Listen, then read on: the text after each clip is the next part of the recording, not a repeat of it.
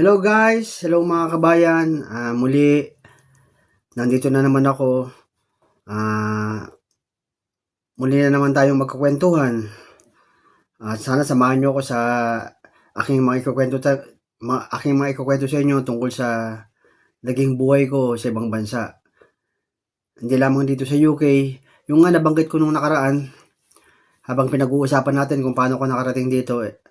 Ay, 'di ba sabi ko sa inyo, pag-uusapan natin yung naging kalagayan ko sa bansang Papua New Guinea, yung pagtatrabaho ko doon.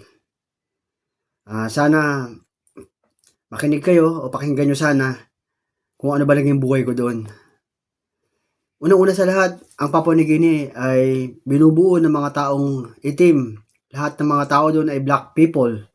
Yan ang mga tao sa Papua New Guinea. Sabi nga daw nila, nung bago nga ako umalis, may nagsabi sa akin, nakakatakot sa bansang yun, doon yung mga kanibal. Eh, sabi ko sa kanila, di ko alam. Di ko naman talaga alam na kung may cannibal doon o ano. Kasi dahil nga nasasabi nila yun kasi ang population o ang mga lokal na nakatira doon, kasi ang tawag sa mga bansa, 'di ba? Kapag ano ba gaya ng mga British, ng mga Amerika o basta bansa nila, lokal 'yan. Lokal ang tawag diyan. Lalong-lalo na sa Papua, mga lokal ang tawag doon. Bali ano, um, puro mga black people ang nakatira doon. At alam niyo ba guys, alam niyo ba mga kabayan na almost 800 na lahi ang meron doon sa bansang yon sa Papua New Guinea. Napakaraming lahi nila. Biro mo, 800 na itim na tao na lahi. Iba't ibang lahi sila. Kaya pag tinignan mo sila, ah, pare-pare silang maiitim. Pero, pag inobserba mo maigi at tinutukan mo yung mga balat nila o yung pagkatao nila, at higit sa lahat, pag pinakinggan mo yung mga salita nila, iba-ibang lingwahe nila. Napakalalalim.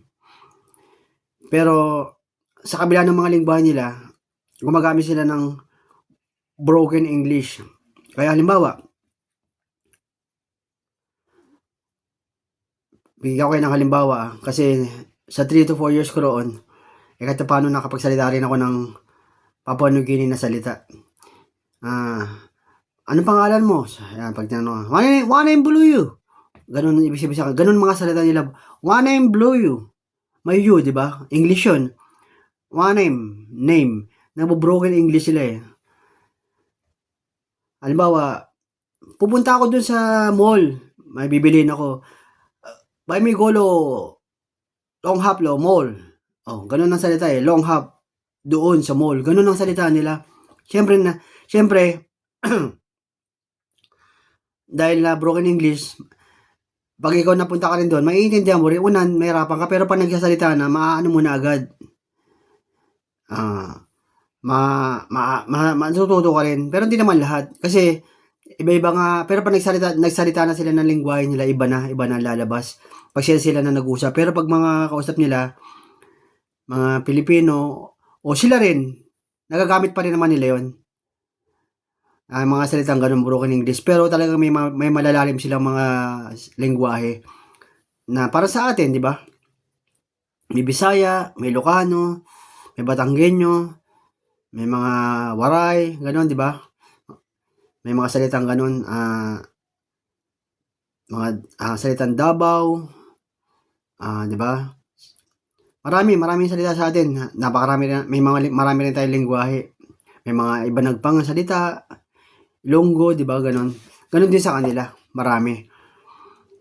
Tapos, nakakalungkot lang guys kasi itong mga taong 'to, matatalino sana sila, magagaling sila, totoo. Malalakas sila kasi laking bundok sila, eh.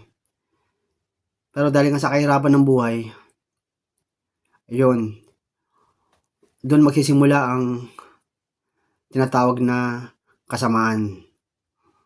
Pero bago ko sabihin sa'yo kung anong pangyayaring mga bagay na yun, eh, ang Papua New Guinea dati ay mababait ang mga tao diyan.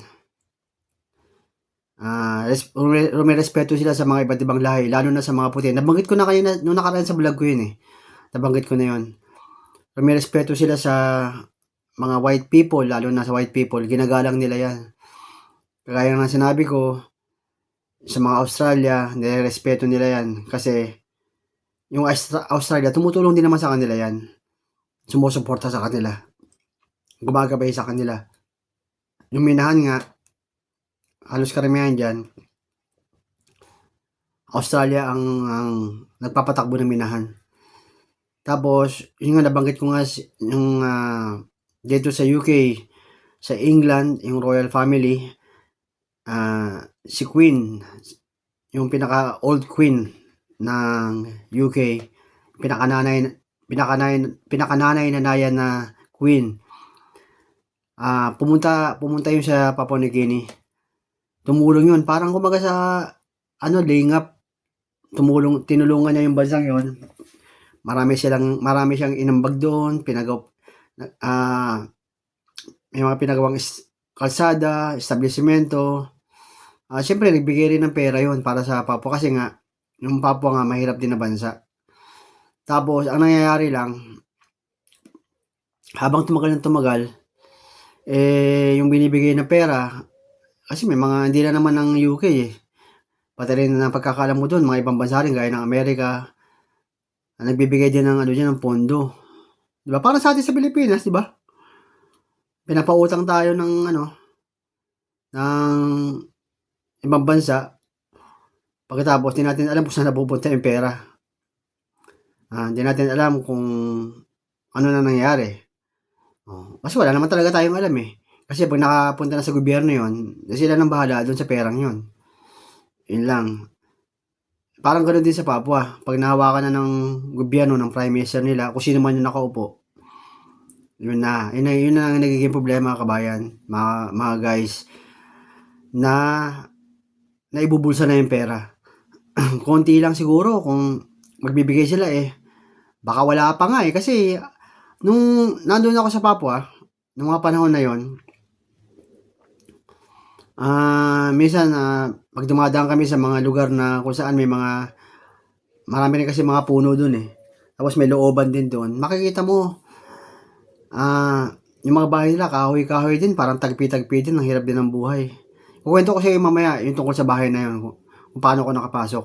Pero sa ngayon, ganun nga, na yung Papua hanggang ngayon, hirap na bansa pa rin yan. Pero magkataka ka, pag pumunta ng Pilipino, may value yung pera natin. Kasi yung pera pala nila napapalitan. Pero dito sa Pilipinas, wala atang kina. Kasi pag pinadala mo yung pera, ako kasi nagpapadala ako sa family ko, convert na sa Philippine money. May value doon. May palit. Parang Saudi. Sa Saudi kasi meron ditong palit, di ba? Pero doon wala. Pero conversion na, pag pinadala mo sa Pilipinas, halimbawa, kunwari, 1,000 kina. Ang palitan ng 1 kina is 15 pesos sa Philippine money. Di, makano yun? 15,000 sa peso. 1,000 times 15 is 15,000 yun sa Philippine money. Pag pinadala mo yun, kasi pinapadala namin sa pamamagitan ng Western Union. Kasi may Western Union dun eh. Ganon. Kaya, kahit na ganun yung bansa, nagkataka rin ako. Siguro dahil nga nakasuporta ang Australia doon, kaya nagkakaroon ng value yung pera nila. Pagkatapos nun yung buhay nga nila, yung sa pagtatrabaho, kami mga Pilipino, na alam niyo ba guys, yung mga Pilipino kapag pumunta sa Papua, ang tingin sa'yo ng mga lokal doon, ng mga itim na tao mataas. Tingin nila marami kang pera. Kasi, alam nila na nirecruit tayo ng Papua New Guinea para magtrabaho sa kanila. Kasi lokal, alam niyo ba guys, ang napakalungkot. Talagang yung sahod nila magkano lang. Yun nga, yung kukwento ko sa'yo kung ano yung mabigat na karanasan doon na nangyari sa akin. Kasama ko yung mga lokal. Una, pagkatrabaho ko, nagpupunta ako sa site. Yung mga lokal lang, dyan na yan. naghihintay na 'yan. Kaya minsan nagtataka ako 'pag halimbawa, magtatrabaho na kami, hindi pa sila kumikilos. Gano'n sila, hindi pa sila kumikilos. Tapos nung mga time na bago lang ako siyempre hindi ko pa kilala yung ano, yung boss. Ah, Hindi ko akalain kasi mangyayari sa'kin nung dumating yung panahon na ano, nagsu-supervise na lang ako. Gano'n kasi ang trabaho ng Pilipino doon sa Papua. Una nagtrabaho muna ako siyempre, kasi yun naman ang in-applyan kong trabaho, yung nagpipintura nga ako. Pero bandang huli, nung naging, close ko na yung manager, Malaysian Chinese nga si di ko na babanggitin, kasi natuto na rin ako magsalita ng ano, ng Indonesia tsaka Malay. Oh, halimbawa ganito, "Rob, kamu makan, kumain ka na ba?" Nagkakaintindihan kasi ang Malaysian Chinese tsaka Indonesia yung lengguwahe nila, nagkakaintindihan sila. Kasi ang Malay tsaka Indonesian, halos iisa lang ang language. Kaya sabi ko nga sa inyo nung nakaraang vlog, nabanggit ko yung Indonesia, marami kasi ring Indonesian nagtatrabaho sa Papua New Guinea, hindi naman marunong mag-English. Kinukuha rin sila ng mga Malaysian para magtrabaho. Minsan nga pinipirata rin sila, totoo lang mga kabayan, mga guys, pinipirata rin sila.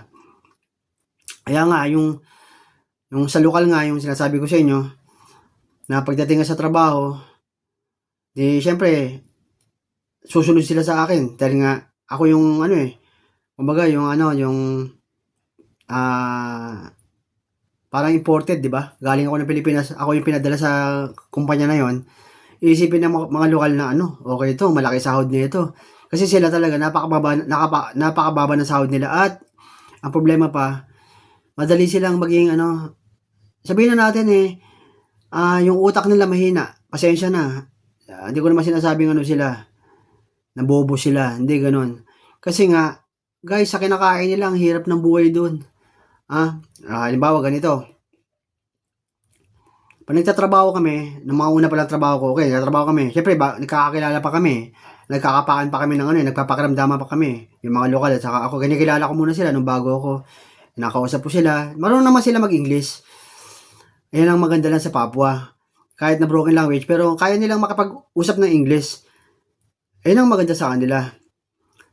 Pero 'pag natuto ka na broken English ng salita nila, yun mas maganda lalo kasi magkakaintindihan kayo.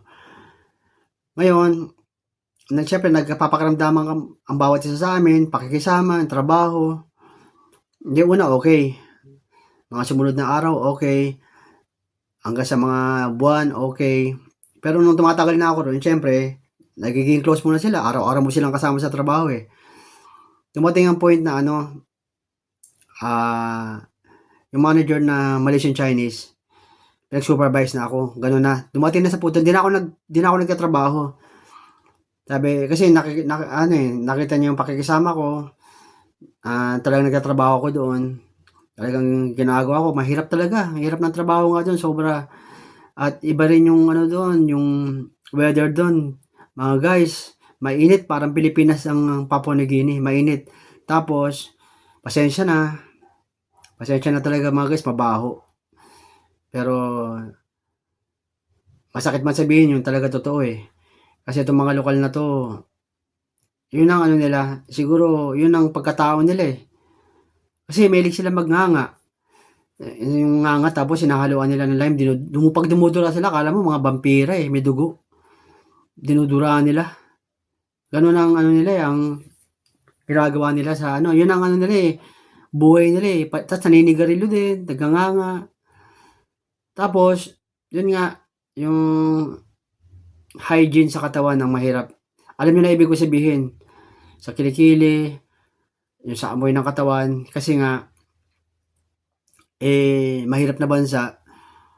Siguro minsan nga, di ko alam kung nakakapagligo naman sila. Alam niyo ba, minsan, sa dagat na lang sila naliligo kasi may dagat din dun, Dahil nga kulang nga yung suporta ng gobyerno nila. Ngayon dumating na yung panahon na ano, nag-supervise na lang ako, 'di 'pag pumapasok ako, inuutusan ko na lang sila. Alam na nila yon na 'pag sinabi ko sa kanila na, 'pag inutusan ko na sila, alam na nila na nagsu-supervise na lang ako, 'di na ako nagpipintura. Kasi alam nila sinabi yun ng manager na Malaysian Chinese.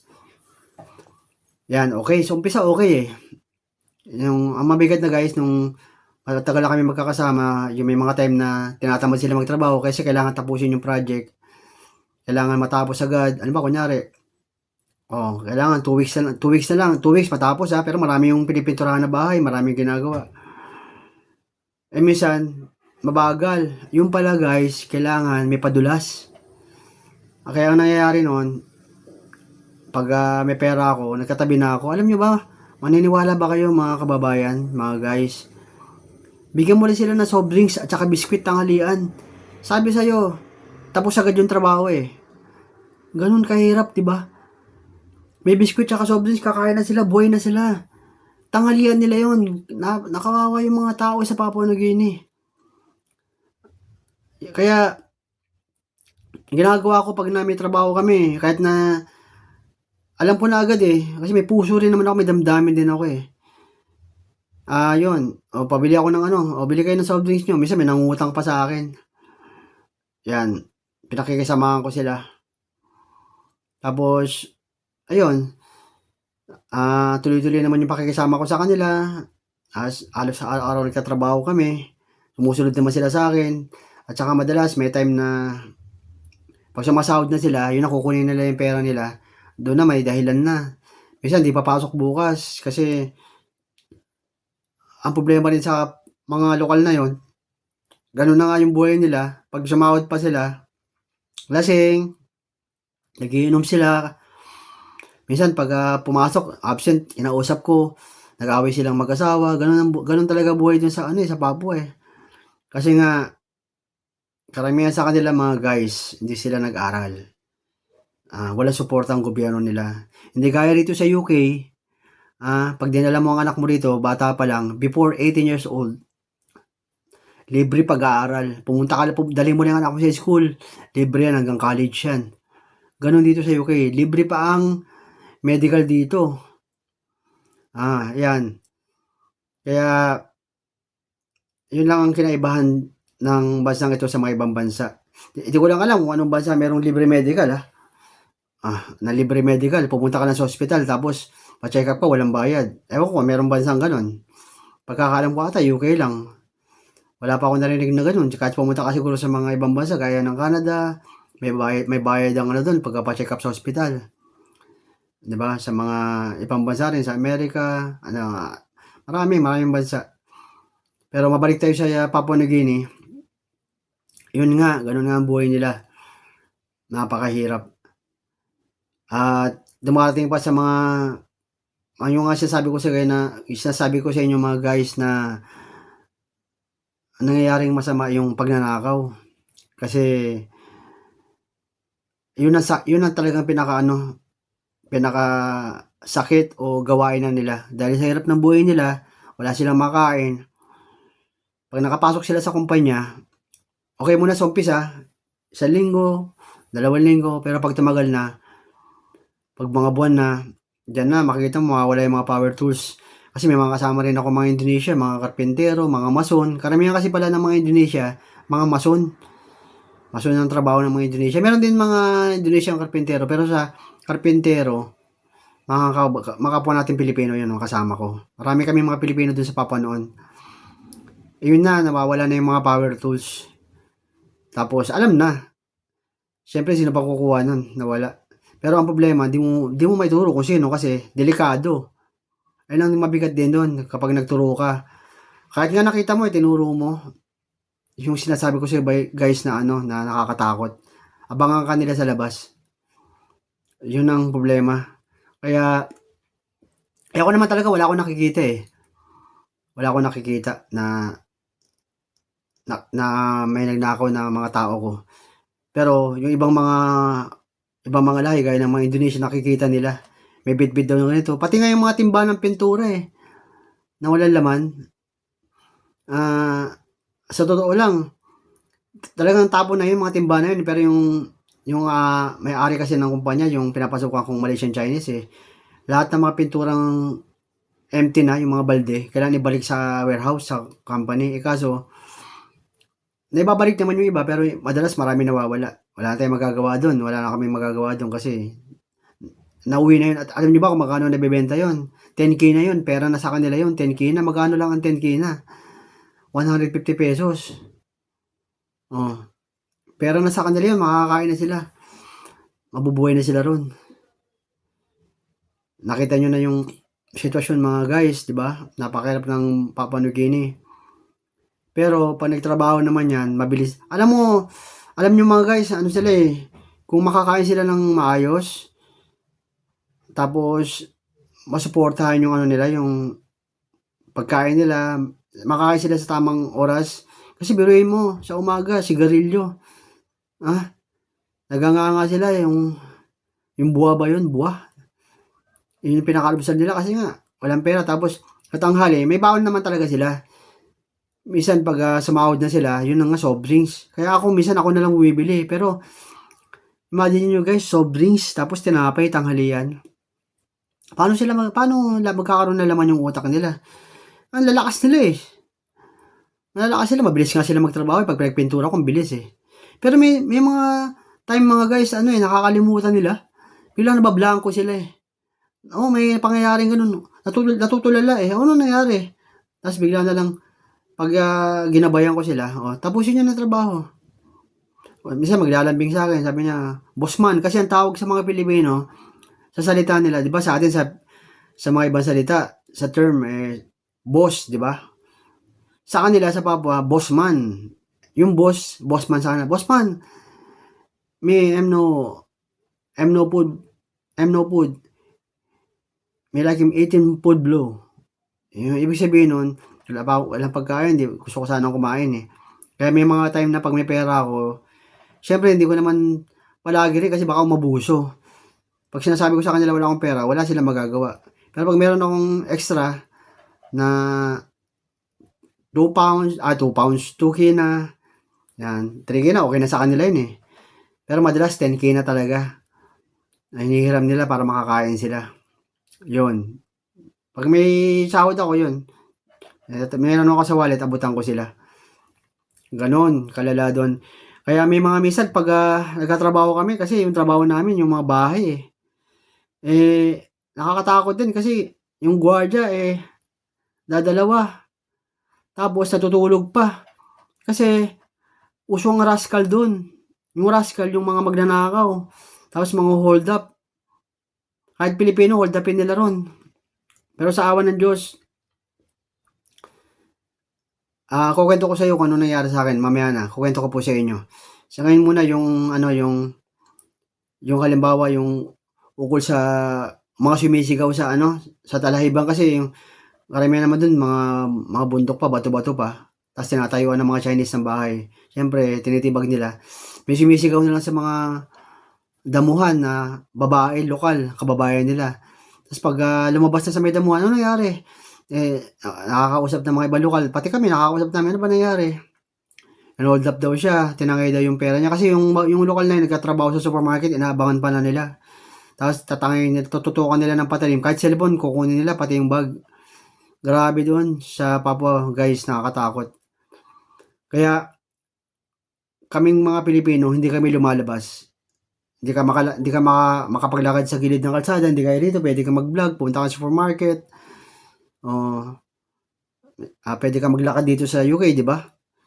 Alam naman natin yan kasi English country to. Pero doon sa Papua New Guinea, hindi ka makalabas doon, mahirap. Lahat kami, pag namamalengke kami, sabay-sabay kami namamalengke. Meron kaming minsan van, minsan naman mini truck. Lahat ng Pilipino, pamalengke namin Sabado, sabay-sabay, mamamalengke Sabado at Linggo. Mamalengke na, sabay-sabay. Sama-sama kami, walang hiwalayan para walang mangyari. Kung may mangyari man, at least magtutulungan kami. Minsan nga lalabas ka lang konti sa gate may mga mata nakatingin sa'yo doon, yari ka doon. Kaya hindi kami lumalabas, wala nakakalabas ng Papua New Guinea, sa kalsada guys. Yun ang sinasabi ko sa inyo. At yung sa akin naman, yung karanasan ko, hindi ko sana kukwento to, pero maganda malaman nyo kung ano nangyari sa akin doon. One time, nagtrabaho ko doon, yung nag-supervise lang ako at binabantayan ko yung isang bahay, nakalaklat ng pintuan kasi ako lang mag-isa. Yung isang trabahador ko, na tinanggal ko kasi utos nung manager. Sabi ko nga sa manager na siya na lang ang magtanggal. Kasi nga ayoko nga, kasi nga medyo nakakatakot nga baka balikan ako. Eh sabi ng manager, ikaw na Robert magtanggal. Sabi ko, ikaw ang pinaka-boss eh. Sabi ko doon sa Malaysian Chinese, ikaw na magtanggal. Ako pa rin pinatanggal niya. Eh sabi ko, bahala ka. Sabi ko sa kanya gano'n, bahala siya sa akin kasi nga, baka kasi mamaya eh, magreklamo, bumalik. Sabi ko, kinausap ko nga yung isang tao ko na gano'n, pasensya na, tinatanggal ka na ni Mr. ano, yun na nga. Hindi ko nababanggitin na pangalan, tinatanggal ka na niya. Kasi nga, dahil nga nawala yung ano, yung power tools, gaya ng ano, ng grinder, hinahanap pa siya ng isang Indonesia. Eh, may nakakita sa kanya, ni-report kay, yun nga sa manager, tapos ako yung napag-utusan, tao ko kasi yun. At yun nga, yung one time, pagkaraan pa ng kinabukasan o 2 araw pala, nandun ako sa loob ng bahay. Binabantayan ko kasi materyales. Nakalak naman yung bahay. Kasi meron kami iniiwanan ng mga materyales dun eh. Lahat ng materyales nandoon sa loob ng bahay na yun. Nakalak yun. May susi yun. Nasa loob ako. Doon ako kumakain. Tapos nagbabantay ako. Bigla may kumatok. Tapos pagkatok niya, ayun. Pagkatok niya, sabi ko sa Tagalog, sino yan? Sabi niya, boss man. Ibig sabihin tao ko. Tapos nakita ko si ano, yung tinanggal ko nga. Pero wala akong naisip na may gagawin siyang masama. Yun nga guys, napakatindi nangyayari sa akin. Pagbukas ko ng pintuan, buti na lang nahawakan ko yung kamay niya. Kasi may hawak na siyang itak. Ang haba. Gusto lang niya palang gawin sa akin, kunin lang yung cellphone ko. Pati na siguro yung wallet ko. Pero, kagaya na sinabi ko sa inyo, meron tayong Diyos. Ginabayan ako ng Diyos. Nawakan ko yung kamay niya, di ko binitawan yung itak. Kasi yun lang ginawa ko talaga. Yung kung saan may itak, doon ko lang kinontrol, hinawakan ko, di ko binibitawan yung kamay niya kasi pag binitawan ko yun, tatagain niya ako. Grabe guys, kala ko mamamatay na ako doon guys. Yun yung sinasabi ko sa inyo yung karanasan ko sa Papua. At pagkatapos nun, ayun, bali, nakagaw ko, tumakbo siya, para nga siyang unggoy. Yung taas ng bakod, natalon niya. Hindi ko na siya abutan. Kasi nagpambuno kami. Ang laki yun, malaki sa akin yun, malaking bata yun. Ayun yung naranasan ko guys, kaya nung dumating nga yung manager, kinausap ko, sabi ko, kita nyo nangyari sa akin, binalikan ako dito. Tapos, pero ang ginawa naman ng manager ko, tinulungan din niya ako tumawag ng pulis. Tapos pagdating ng pulis, pinuntahan namin sa bahay. Sabi kasi ng pulis, kung di mo pupuntahan yung babalikan ka rito ng buong pamilya. Kaya pinuntahan namin sa bahay, sinamahan ako doon. Yun nga sabi ko sa inyo guys, marunong kasi ako magsalita ng broken language ng papa. Kinausap ko yung tatay. Sabi ko, nasaan yung anak niya? Hindi nga raw umuwi. Kasi nalaman nga may nagsabi siguro na may pupuntang pulis. Sabi ko, pinapatawad ko na yung anak nyo. Pero muntik na akong mamatay kasi gusto niya akong pagnakawan nung time na yan. Pero nakita ko nakaawa naman ako kasi yung siya lang yung ilang taon siya, 17 years old. Tapos maliliit pa yung mga kapatid niya, siyam sila magkakapatid. Siya yung panganay, 17. Ibig sabihin yung mga kapatid niya, sunod-sunod na pabata, 17, 15, 14, siyam sila magkakapatid. Siya lang pala naghahanap buhay, biruin mo, grabe yung bansang yun. Kaya, ayun, nagagawa nilang magnakaw. Tapos nung pumunta ako doon na medyo kinabahan din ako kasi bumaba ako ng sabi ko sa pulis, tingnan niyo ako baka may sumaksak sa akin. Pero sa awa ng Diyos, pagbaba ko, kinausap ko yung buong pamilya, naunawaan nila ako. Sabi ko, wag nang gagawin ng anak niyo yun, pinapatawad ko na. Sana wag niya uulitin na pumunta roon. Kasi pag inulit pa niya, magkakaroon ng kaso, syempre. Ang problema ko naman, pag nagkaroon ng kaso, baka mamaya, kasi bansa nila yon yung i-hold nila ako sa immigration. Kasi may nangyari na yan sa Papua na kaibigan ko. Sundalo siya. Bali, hindi ko nababanggitin, sundalo siya. Pagkatapos, ang trabaho niya sa Papua is bodyguard ng isang kumpanyang mayaman. Pinasok yung accommodation nila, binaril niya, napatay niya. Kaya hindi siya makauwi. Kinasuhan siya, hinold siya sa immigration. Iniwasan ko nun.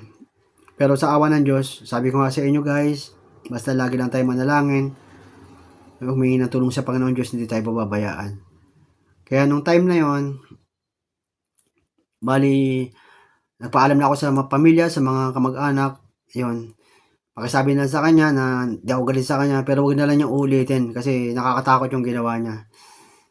Tapos, yun pa yung sa dating kumpanya ko. Kaya nung nakalipat ako, di umuwi na kami ng pulis, tapos yun nga, okay na. Kaya nag-resign ako doon. Yun nga, lumipat nga ako sa Australian company, yun, nakwento ko na nakarang vlog. At doon, minsan, nakita ko nung magpapadala ako ng pera sa Pilipinas, sa bangko kasi yun eh, ano siya sa labas, nag-aabang naman na mabibiktima, nakita nga niya sa akin, boss man, pero lalapitan sana niya ako, buti, nakatabid ako ng kalsada kasi may hawak siyang bag eh, hindi ko lang alam kung hihingi siya ng sorry o may patalim siyang hawak, lalapitan niya ako, buti nakatawid ako, hindi siya nakalapit sa akin. Isang beses ko lang naman siya nakita, pero ang alam ko, nag-aabang naman siya ng mabibiktima. Ganun kasi ang trabaho ng mga lokal doon kapag wala silang trabahong mapasukan, nang-hold up sila ang sarili nilang kababayan. Pumapatay nga sila eh. Yan. Lalo na kapag nag-aaway na yung iba't ibang lahi. Halimbawa, yung asa-asawa nila, inagaw ng kabila, yon. Nagkakapatayan talaga doon guys sa Papua. Tapos sinusunog nila yung bahay nung nakaaway nila. Tapos pinupugutan pa nila ng ulo. Yan. Di ba guys, nakakatakot yung nangyari sa akin nun. Pero ito, nandito ako sa UK. Di ba? At yung sinasabi nga nila na may cannibal, wala naman ako nakikitang cannibal doon. Kumakain ng tao. Kasi ang cannibal kasi pag sinabi, di ba, kumakain ng tao, wala naman. Kasi, palibasa kasi puro mga na tribu-tribu sila, kaya iniisip ng mga ibang mga tao, mga Pilipino, mga kababayan natin na may cannibal, pero walang cannibal doon. Kaya yun guys, 30 minutes na pala yung pagkwento ko sa inyo ha. Sana nagustuhan nyo yung naging buhay ko sa Papua. Nakwento ko yun kasi hindi ko nagawang maikwento nung nandun ako, hindi ako nakapag-vlog. Ngayon ko lang na-share kasi ngayon ako may time. Dahil nag-iisa nga ako dito laging nag-iisa ako sa kwarto ko. Gusto ko malibang naman ako kaya nagba-vlog ako. Sana nagustuhan nyo yung kwento ko tungkol sa karanasan ko sa Papua. Yung naging buhay ko doon. 'Di ba napakahirap yung kalagayan nila. Nakita nyo naman, 'di ba? Ganun pa rin hanggang ngayon. Tapos may mga pagkakataon na lumalaban nga sila sa mga pulis. Minsan yung isang kalsada ron na naka-block, nakaharang, hindi kami makadaan. Kaya kailangan umiwas kami kasi pag dumaan kami ron, babatuin yung sasakyan namin. Kaya pag may tumawag na sa company no, may rally sa may nagkakagulo doon sa ganitong lugar. Nakalimutan ko yung pangalan ng anong lugar na eh. Siyempre wala na ako doon eh. Sa may tulay yun eh. Erima ata. Erima. Meron sa Erima, naka-block doon. May mga pulis. Yun, nagkakagulo na kasi nga yung mga lokal minsan nagnanakaw na sila. Pinapasok na nila yung mga tindahan. Sa sobrang gutom nila. Walang trabaho, walang may provide yung gobyerno nila, yung prime minister, walang may provide. Yun nga yung sinabi ko sa inyo na sabi ko sa inyo na bahay, yun nga yung pumasok ako na sinamahan ako ng pulis. Grabe yung bahay nila mga kabayan. Yung bahay nila, talo pa natin. Yung bahay nila doon, kahoy na pinagtagpi-tagpipat. Buti nga sa atin eh. Meron pang hollow blocks eh. Sa kanila, talagang minsan tagpipa, dahon lang. Plastic lang. Tapos parang di ka na makakalabas doon. Alam ba, pumasok ako doon, wala ako sa pulis, patay na ako doon. 101%. Kung di man ako mamatay, lalabas ako doon na nakahubad. Kasi di ka talaga makakalabas doon, mga kabayan, di kayo makakalabas sa lugar na yon. Para kang sabi nga parang city jail.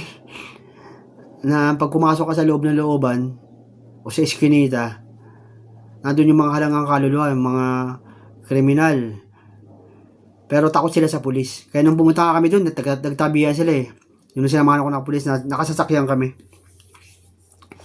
Kaya guys, sana nakapulutan nyo ng aral yung naging buhay ko sa Papua. Kaya kung may mga Pilipinong gusto gustong pumunta ng Papua, pwede naman. Kung basta yung kumpanyang papasukan nyo, maganda naman. Meron naman kasi doon, kasi basta huwag lang kayo lalabas ng bahay. Kasi almost 4 years yan. Ito, nakauwi nga ako. Yun lang yung nangyari sa akin kasi nga, nasa construction ng field ng trabaho ko eh. Siyempre, nasa site kami, maluwag. Kung sa opisina ka naman, wala namang ganun. Kasi sa opisina ka, gwardyado kayo dun. At, pero kung sa construction, yun lang, tiis-tiis lang, hirap ng buhay, mababa rin ang sahod. Pero at least, naranasan ko na yun guys. Pinakita sa akin ng Diyos yung buhay doon na tapos ipinakita rin sa akin ng Diyos yung buhay dito sa UK. 'Di ba? Ganoon ang Panginoon Diyos guys. Sana lagi nating iisipin na bawat buhay na bawat nangyayari sa ating buhay, kung ano man yung nagiging kapalaran natin, Diyos ang may gawa nun. Pero kapag gumawa ka na ng masama, o nakalabag ka na, hindi na Diyos ang may gawa nun. Pababayaan ka na ng Diyos. Pero kung gagawa ka na mabuti, at hindi ka gagawa ng labag, pumarehas ka lang, kahit mahirap. Sabi nga, di ba, may kasabihan nga sa Biblia, di ba? Huwag ka na magnakaw, di ba? Sa halip, yung kamay natin, gamitin natin sa mabuting kaparaanan. Kaya ganon. Sana nagustuhan nyo yung kwento ko sa Papua, yung buhay doon. Marami pa sana ako kwento kaso pag kinuwento ko baka hindi na maubos yung pagkukwento ko. Kinuwento ko lang naman yung naging karanasan ko. Yung naging karanasan ko sa pakikisama ko sa mga lokal. Yung sa trabaho ko, naging karanasan ko. Kung ano nangyari sa akin doon. 'Di ba? Yung buhay ng mga lokal. 'Di ba? Yung corruption din nila sa government. Kung paano sila nabubuhay, kung paano sila makisama. Ganun ang buhay nila. At araw-araw ganun ang amoy, wala nang pagbabago. Hindi na mawawala 'yon. Pero pag nakaamoy ka, huwag kang magsasalita sa kanila ng ganun. Baho mo naman, huwag ganun. Kasi alam mo na 'yun alam na nila 'yun alam mo na rin 'yun. Tahimik ka na lang. Pakisamahan mo lang sila, pakikisamahan ka nila. Minsan nga pagtatanggol ka pa nila. Kaya minsan pag namamalengke ako doon, bibili ako ng isda sa talipapa. Nagkapasama pa ako sa kanila sa kapwa nila lokal pagtatanggol nila ako Kasi pag mag-isa ka lang, pag nandun ka sa talipapa, 101%. Tapos ka ron, hold upin ka ron. Abangan ka, di ba nandun ka sa talipapa, tapos may nakakita na sa'yo, abangan ka na doon sa may balikan mo.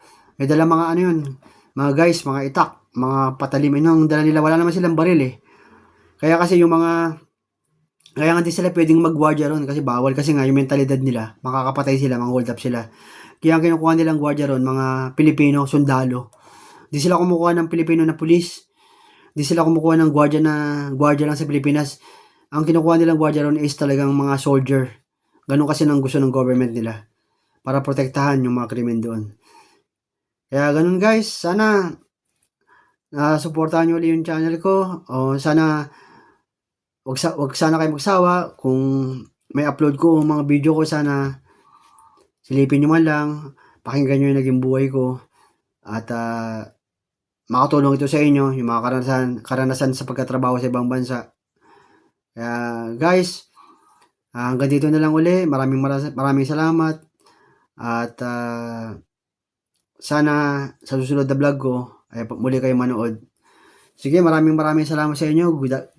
Good afternoon na at siguro maya konti magpapahinga na ako. Sige, salamat. Bye.